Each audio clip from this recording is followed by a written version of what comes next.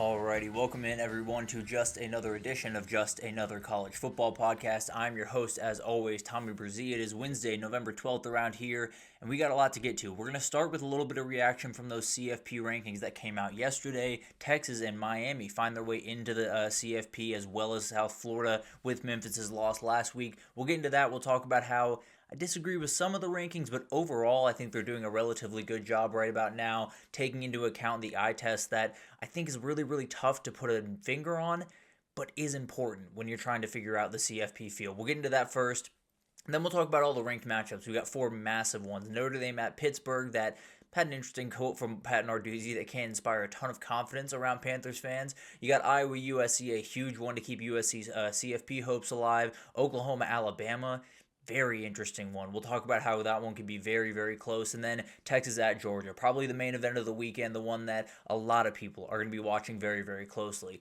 Then we got upset alerts all over the place, especially in the Big 12 this upcoming weekend. A number of teams that could go down and totally change the complexion of that conference. And then we'll just do a little bit of a whip around some huge games over in the American this week. Another huge one in the ACC between Virginia and Duke.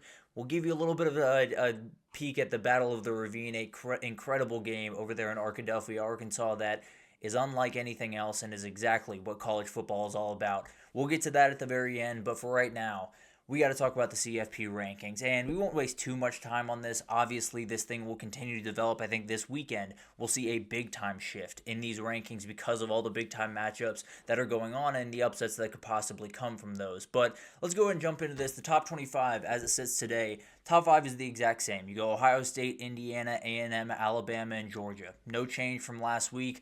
I don't really think there should have been. I'll release my top 25 likely later tonight, maybe even on Thursday, and I might have one tweak there, but overall, really like this top 5. I think those teams have fully earned to be there.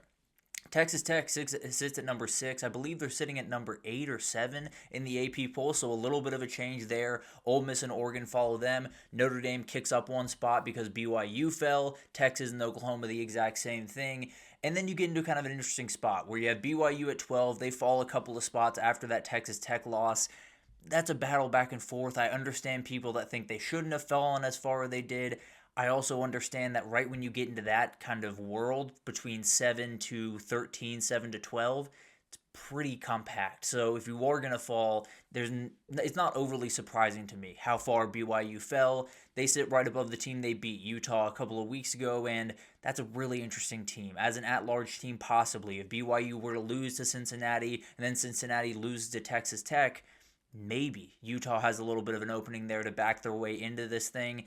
Could get very complicated, and we'll talk about that on Friday, get into the chaos scenarios of every conference. You got Vanderbilt sitting there at 14, bumped up a couple of spots. This is the big one. Miami jumps over Georgia Tech, jumps up a couple of spots. I tend to believe they were kind of righting a wrong that they did last week, and they didn't fully do it. Obviously, a lot of people were mad about Notre Dame being over Miami. I wasn't nearly as mad as a lot of other people were, so I'll allow those people to be upset. But at the end of the day, I think they bumped them up. I think they made them the top ACC team because they understood that they probably put them a little bit too low last week. And the win over Notre Dame is huge. The win over Notre Dame definitely is propping this team up as we get deeper and deeper into the season. The reality is they can be the highest ranked ACC team right now. They could win out and still not make the conference championship. So maybe there's a world for an at-large bid there. That's something to watch, whether Vanderbilt loses or Oklahoma loses. Maybe Texas falls as well, and then you can kind of find your way into that mix. Maybe Miami could do that, and we'll talk about that on Friday with the chaos scenario that could very well go down in the ACC. But I understand this ranking. I tend to believe I would have Georgia Tech at 15 and Miami at 16, but overall, I kind of understand where people are at. I think a lot of people are really upset about Georgia Tech's ranking in this poll and upset that they didn't move up further. Obviously, with the bye week, didn't have too much work to be done, but at the end of the day, I've watched every snap of Georgia Tech football this week. Long story, I grew up a Georgia Tech fan. My grandfather took me to games there where I kind of fell in love with college football with the Paul Johnson triple option. But at the end of the day, I've watched every single snap of this football team this year. they're right around 15 or 16. Now, there is something that was said on the show that I am very, very worried about, and just going forward worried about, not necessarily in this scenario, but they were talking about it, and I believe it was Heather Dinich that was talking about this, and she brought up the Wake Forest game for Georgia Tech earlier in the season. We've talked about it on here. Georgia Tech should have lost that game. There was a play where they didn't call offsides that was very obviously offsides, and Georgia Tech's able to get the ball back, go kick a game-winning field goal. Technically, they are right. Technically, Heather Dinich is right that Wake Forest hypothetically should have won that game. That one blown call did kind of dictate the outcome of that football game. We can't go relitigate games. It's a very, very dangerous path to go down. If we are starting to say, well, Auburn got a little bit hurt against Georgia, or they got really hurt against Oklahoma, should we drop Oklahoma 5 spots because they technically should have another loss? It's a dangerous way to go about business. So I really hope that is not something that really comes into conversation deeper in the season, because Georgia Tech has one loss. I understand that hypothetically they should have 2. They have 1 loss. So we have to treat them like a 1-loss team. I'm worried they're kind of treating them as a 2-loss team, even though there's only a 1 in their loss column because of that Wake Forest game. You can talk about them differently because of that. You can debate how good of a team they are in terms of an at-large spot because of that. If we're talking about it in terms of just ranking them right next to Miami or a little bit higher, if they, let's say they ended up beating Wake Forest without that call happening. If Wake Forest fumbles the ball and Georgia Tech goes down and kicks a field goal, are they sitting at 14 right now? Are they any higher, or are they sitting where they are right now? I just don't want that to become a part of the conversation, because then you're relitigating games that might be a little bit less cut and dry than that Georgia Tech Wake Forest game, and that one's not even fully cut and dry. So that's just a dangerous thing I want people to avoid. Georgia Tech, if you win out, you're in the ACC Championship. You'll have a shot to go to the CFP. So overall, the Miami-Georgia Tech rankings don't have a ton to do with what's going to go on the rest of the way. It could impact Miami being an at-large team, but frankly, I see Miami falling one more time before the end of the year. But we'll talk about that as the season goes on. USC slots in at 17. I think it makes total sense there. Michigan right behind them. Although they do have that head-to-head win, right? Yes, I believe so, if I'm not mistaken. I can't remember, and now I'm going back and forth. But Virginia here at 19 after they lose. Louisville goes down with them. They kind of just go down in unison, both 5 spots. Makes sense to me, if I'm being totally honest. I think Virginia especially was a team that was relatively holding on by a thread, so when they did lose, they were going to fall quite a ways. They can still work their way back into this, get into the ACC Championship, and get into the dance, but obviously was going to be a team that fell quite a bit. Kind of the same thing with BYU as well. You have Iowa at 21 after the loss to Oregon. I don't see why you would punish them, and they didn't much here. They just dropped them 1 spot. I think that makes total sense. You got Pitt at 22, sets up a huge one against Notre Dame this weekend. We'll talk about that one in the next segment, a huge one that maybe Pitt can get back into this conversation after a very weird start to their season, including a quarterback change. Tennessee at 23, the team that just has 3 really, really tough losses where they played good football, but they also played some really good football teams. So not overly surprising where they're sitting.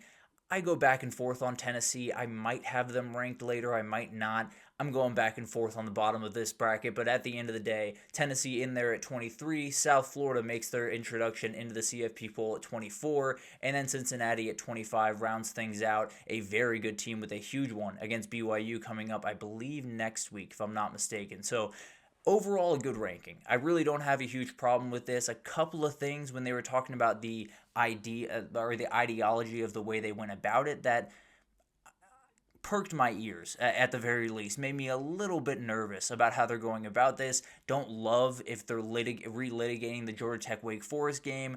Which other games are they relitigating? Are they saying, well, Ohio State, yeah, they played a 7-point game against Texas, but they could have won that game by 30. You just don't want to get lost in those as much as some people maybe would in that room. I don't think it'll have a huge impact on the end of the year, kind of the way this looks, because I think we all understand that if Georgia Tech's getting in, it's with one of those auto bids, but just didn't love that approach. If that's what's happening in that room, we'll see how that kind of develops over the next little bit. Miami's got to be relatively happy, because not only do you have a path to possibly get back into the ACC Championship with a little bit of help in front of you, but you might be able to make this thing with an at-large bid if you get enough chaos in front of you. I still think you need quite a bit, but who knows? Maybe you can get a little bit and make something happen.